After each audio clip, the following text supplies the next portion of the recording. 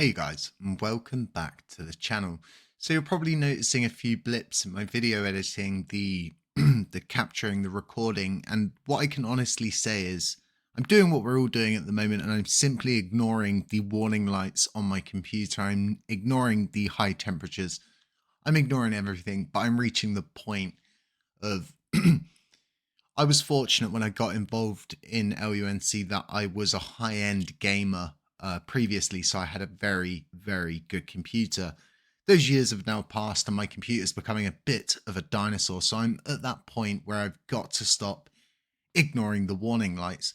So what I've been doing is I've been in deep thought. I get a lot of people contacting me. I get a lot of people asking me to get up off my backside and do something because I'm lazy. I get it. I'm a point of call. Now, this whole situation with double noding, the network noding, it's a very precarious situation and you just can't simply go at this head on. It takes a lot of thought and you've got to think about all of the different aspects of this as to which they're going to ask themselves, what's in it for me? And really, we're going to have to back people into corners and you're going to have to do this in a very, very tactical chess-like manner. And I think I'm about there. Now, as you can see on the screen, we've got two deposit proposals up. There's really not a lot going on, but everybody's talking about the same thing: the network noding, the double noding, the triple noding, and it's just getting worse by the day. Tombstoning's not an option in my opinion. I've explained this in a previous video, but I'll give you a brief overview. It's a very bleak and slippery slope if we introduce a governance parameter that more or less allows tombstoning through proposals. It's gonna get scary. And I mean, I could be next on the list. All it takes is for the narrative to gang up on me. And next thing you know, you get an honest validator tombstoned. So what I've been doing, and with proposals, I always find it's best not to overcomplicate things. It's best not to go too in depth with anything. And like I said, trying to go at this in a manner that's complex, tries to introduce a module that we don't have, that it would be required for developers to build it. It all becomes very circumstantial. What I want to do is first get a rule in place, which is multiple node prevention. So I'm going to read through this proposal and I'm going to give you my kind of point of view on things and we'll break it down. So introduction. One of the pressing concerns within the Terra Classic blockchain ecosystem is the prevalence of single entities running multiple nodes on chain. This practice poses threats to the integrity, security, and fairness of the network. So the current situation, at present, there is no explicit rule prohibiting individuals from running multiple nodes on the Terra Classic blockchain. Consequently, this loophole has been exploited, leading to a rise in centralization, an unfair playing field for other participants in the network. The non-custodial service provider's acknowledgement.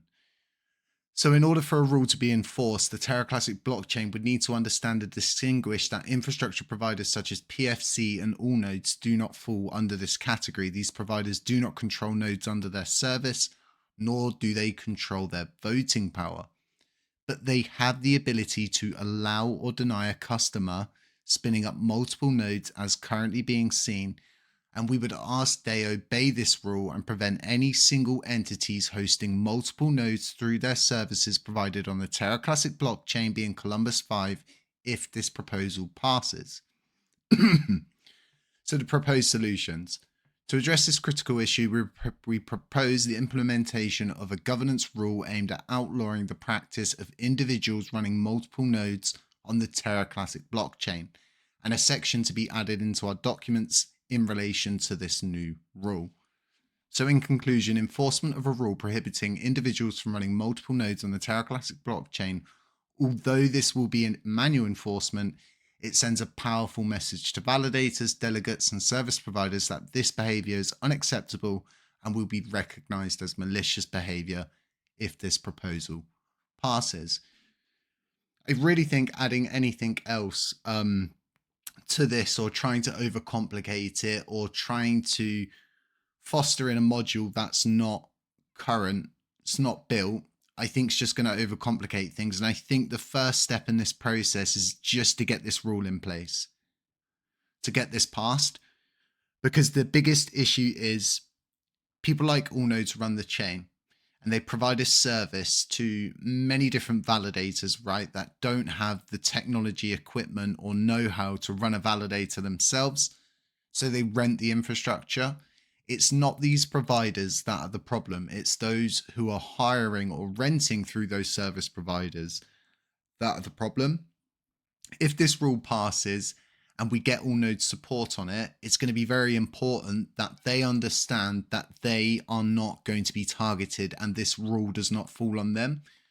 What I've learned in the LUNC community is you guys take things very directly on face value for what it is, and I get it. That's all you've got to go off of. We saw that with the paid per job system, and that's kind of my idea with this.